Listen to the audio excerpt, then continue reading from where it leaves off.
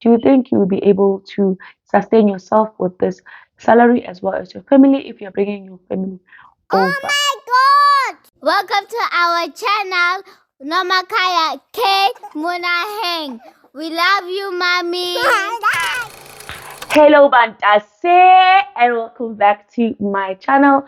My name is Unomakaya. If you're seeing this face for the first time, I'm a registered nurse from South Africa and I'm currently practicing in the UK.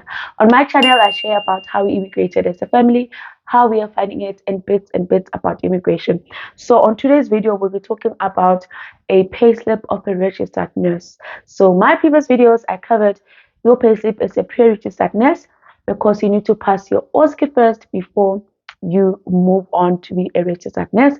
So I do have that video. I'll put a card up here. And I also covered OSCE, what happens at OSCE and what happens if you fail your OSCE. Now, today we are discussing your salary now. So please watch that previous video, guys, so that you can get how I do these videos.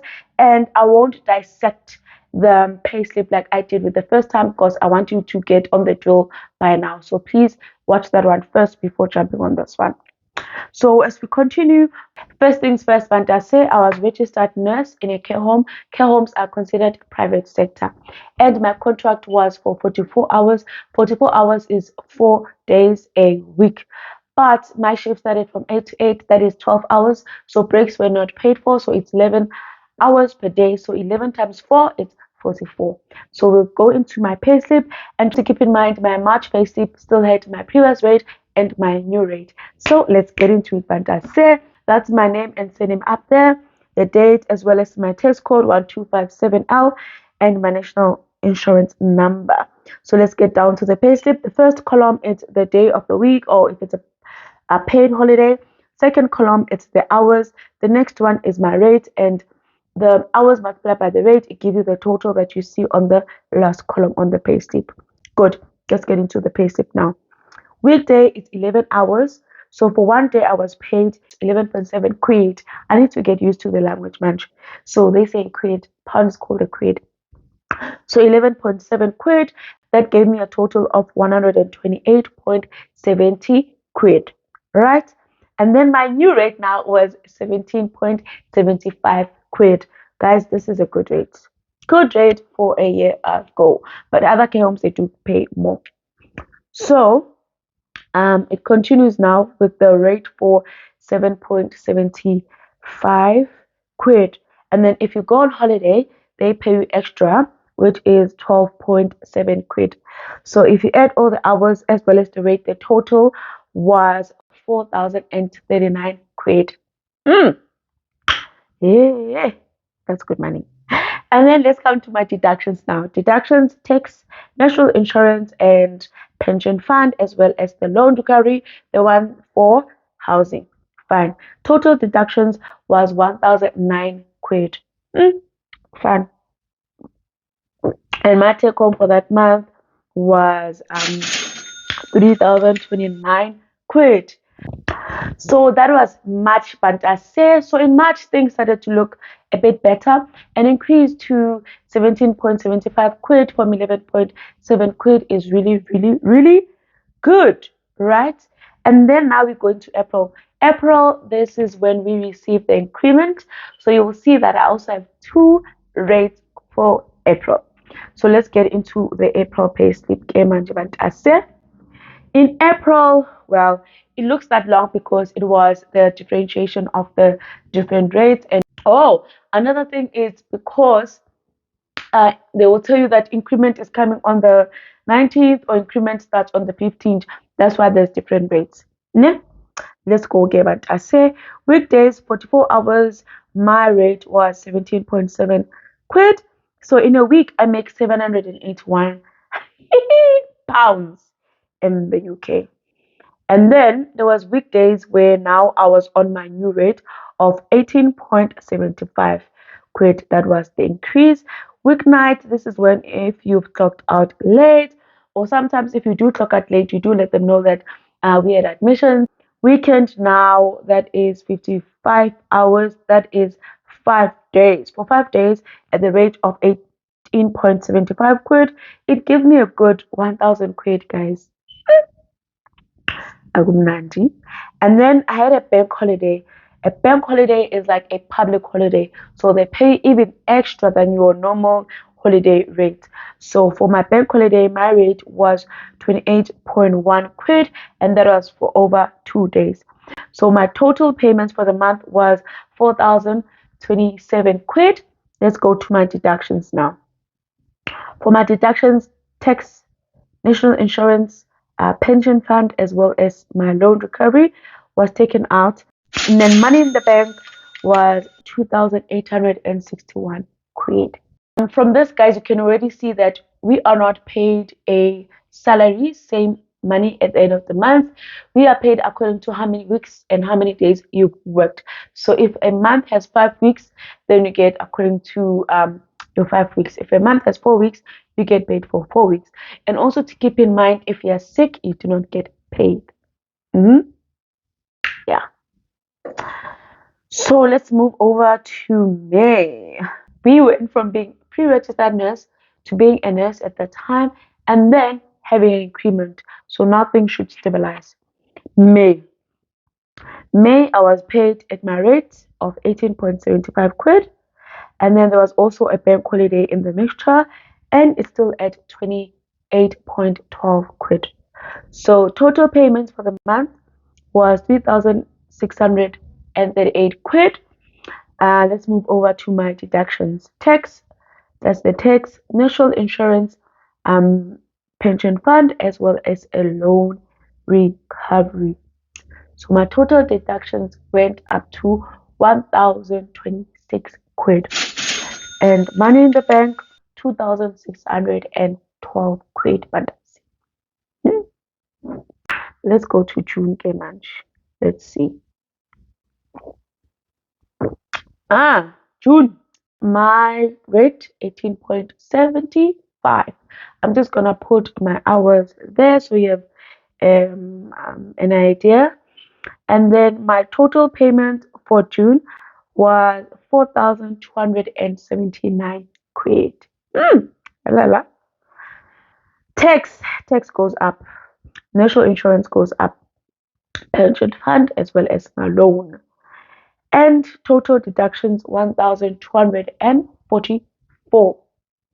Money in the bank 3,035 quid. Hey, alala. We're just gonna browse through our payslips. Let's go into July. My rate 18.75. The hours I will put them down here. My total payments were 3,422 quid. Tax goes up, national insurance goes up, and now my pension fund. And do you see, Badase, 8 months is over. I'm done paying for the loan that was for housing. Total deductions 875 quid. And money in the bank 2,546 quid. Agumnandi asiboneni. August, but I say, yeah, that's my rate and my hours. I got 3,213 as total payments. My deduction, tax, national insurance, as well as my pension fund, my deductions were 800 quid. And money in the bank, 2,412 quid. It's going down. September now. My hours as well as my rate. I also had a paid holiday. I'm guessing I went on annual leave. So now you see that the employer was no longer paying extra when we go on leave. Let's sip on that tea. Total payment 4,252 quid. Deductions, tax, national insurance, as well as my pension. Total deductions 1,165 quid. My take home 3,086 quid. Good money. October months. October, those are my hours as well as my rate. My total payment 3,422. Deductions, tax, national insurance, as well as my pension fund. Total deductions 876 quid. Money in the bank 2,546 quid. So that's the end of my payslip as a pre-registered nurse working for the private sector in a care home. New beginnings, new chapter. But we'll talk about that chapter in the next coming videos. But I say what I want you to take from this is that you are getting paid according to the hours worked. If you're sick, you don't get paid. There's months where you're gonna get more money because you worked for 5 weeks, and less if you worked for 4 weeks. Some days you need to work because you are not getting paid. Even if you are sick, you just make sure that on those 3 days off, you take your vitamins, you take your medication, you rest as much as you can, and you take your strength up to go back to work. Because you can see the huge difference from 3,000 to 2.5, 3,000, 2.5, 2.4, 2.6. Those days make a huge difference. It makes a huge difference. 4 days away from work. This is the end of our video covering Payslip as a registered nurse in the UK. So let me know down below if you feel that this is definitely worth it. You live in your own country in order to come and work as a pre-registered nurse. Maybe you can also share how much are new starters getting paid in your country, because when I came over, I was regarded as a pre-registered nurse, band 4, and then as a qualified, I became a band 5. Yes, I've got 11 years experience as a registered nurse, but you are regarded as a new starter. Yeah. And also in the care homes, there's no levels. In the care homes, there's no levels. We are all registered nurses.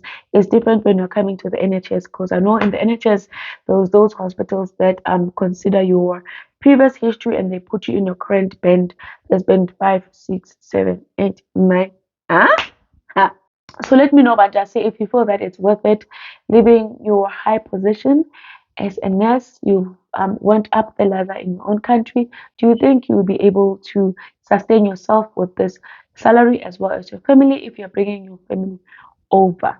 So I'm sharing these videos for you guys to be able to make informed decisions, for you not to regret yourselves when you've gotten here, because I have received messages from other people who are like, actually, it was not worth it. Leaving everything else, I was already a senior nurse. I was already up the ladder in my career, and I thought this was the right decision. But now, looking at the tax, looking at the rental, looking at the rates, looking at childcare, it's not worth it. For me, it's still worth it, but I say it's still worth it. I'm still here. I'm still on this journey of exploring the UK as a registered nurse. Until our next video, guys, I will see you. Oh, yes, but I say please don't forget to like my video. If you like my video, YouTube recommends it to more people. Comment if you've made it to this part of the video, or just leave me nice heart emojis in the comment section. Until our next video, and I say you can also let me know what you want me to cover next time. Thank you. Take care.